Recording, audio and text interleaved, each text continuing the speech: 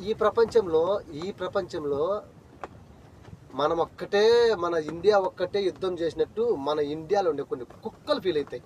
ఆ కుక్కలకు నేను ఒకటే సమాధానం చెప్తా. ఏంటంటే, మన దేశంలో పుట్టినప్పుడు మన దేశానికి మనము ఎంతో అండుదండగా ఉండాలన్నమాట. నువ్వు సాయం చేస్తానో చేయలేదు కాదు, నీ మాటలతోనే కొందరి మనోభావాలు దెబ్బతింటాయి అన్నమాట. ఇదొకటి. మన దేశం ఒక్కటే చేయడంలే. రష్యా, ఉక్రెయిన్, ఇజ్రాయెల్, పాలస్తీన్ ఇవన్నీ యుద్ధాలు జరుగుతూనే ఉన్నాయి. ఇరాన్ జరుగుతుంది, అమెరికాకు జరుగుతుంది, సుడాన్, యమాన్ ఇవన్నీ జరుగుతూనే ఉన్నాయి యుద్ధాలు. కానీ వాళ్ళ దేశంలో వాళ్ళ దేశాన్ని వదిలిపెట్టి పక్క పోవడంలే. వాళ్ళ దేశానికి సపోర్ట్గానే ఉండాలి. వాళ్ళు ఓడిపోతారా, గెలుచానరా, లేదంటే చచ్చిపోతానరా, ఇది కాదు వాళ్ళు ఆలోచించింది.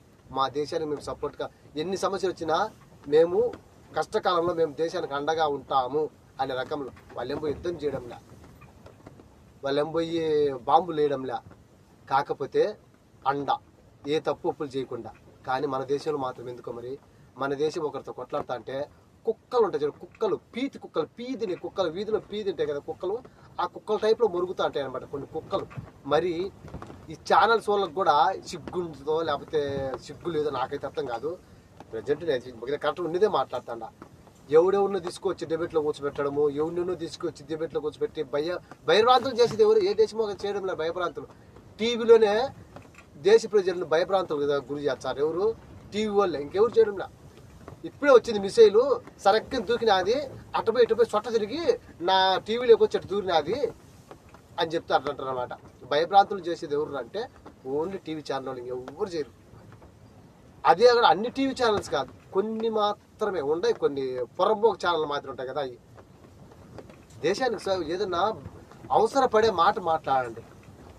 వాడేదో అబద్ధం చెప్తే వేరే వాడు చెప్పింది నువ్వు అబద్ధం మాట తెచ్చి నువ్వు మన ప్రజలకు చెప్పి మన ప్రజలను భయప్రాంతం చేసే బదులు మన ప్రజలకు ఒక మోటివేషన్ ఇచ్చి ధైర్యంగా ఉండమని చెప్పాలి. ఇది మాట. దేశానికి ఉండే, దేశంలో ఉండే ప్రజలకు, దేశంలో నివసించే నాయకులకి, పాలించే నాయకులకు ఉండాల్సిన పద్ధతి. వాటికన్నా ముందు మీడియాకు ఉండాల్సింది ఏంటంటే, చూపించడం లేదు అనడంలే, కానీ ధైర్యం వల్ల ప్రజల్లో ధైర్యం నిలబెట్టే స్తోమత ఉండేది ఒక మీడియాకు ఉంటుంది. కానీ ఆ మీడియా ఈరోజు బ్రోకర్ మాదిరి పనిచేసేటట్టుంటుంది. బ్రోకర్లుగా మాట్లాడతాను. బెలగాంలో ఆడోళ్ళ పసుపు కుంకాలు తీసిండు కదా, అందుకే ఆపరేషన్ సింధూర్ అని పేరు పెట్టినారని వార్త తెచ్చింది. తెలుసుకోండి కొంచెం. దానికి కూడా జై పాకిస్తాను, జై భారత్.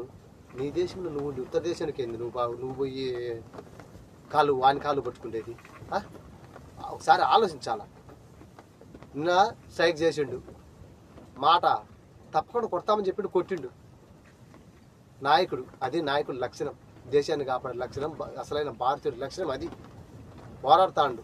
ఒక దేశం నీ కొంప మీదకి కూడా నువ్వు చెప్పుకుంటావా? తిరగబడవా? ఆడవాళ్ళని తిరగబడతారు, చిన్న పిల్లలని తిరగబడతారు, నీ కొంప మీదకి వచ్చేప్పుడు. కానీ ఇది మన దేశం మీదకి వచ్చినప్పుడు ఎట్టుండాలా? నేను అందుకే చెప్పేది, ఈ మీడియా వాళ్ళు చాలా అందరు కాదు, చాలా వరకు చాలా నాశనం అయిపోయింది అనమాట. ఎందుకంటే ఏం చెప్పినా ప్రజలు నమ్ముతారు. మనకు వచ్చే పరిస్థితి, మనకు వచ్చేది మన వ్యూస్ మనకు వచ్చాయి, మన రేటింగ్ మనకు వచ్చేది. ఇదే మన బతుకు మారదు. కాకపోతే కోట్ ఒకటి వేసుకోవటం, ప్యాంట్ ఒకటి వేసుకోవడం, లోపల లెక్కర్ వేసుకోము, ఇదే పని, ఇంకేం లేదు. ఈ పనితోనే చేస్తారనమాట. కొంచెము సిగ్గుండేట్టు అట్లా ఆలోచించి చేయండి పని ఏదైనా నేను చేసేటప్పుడు.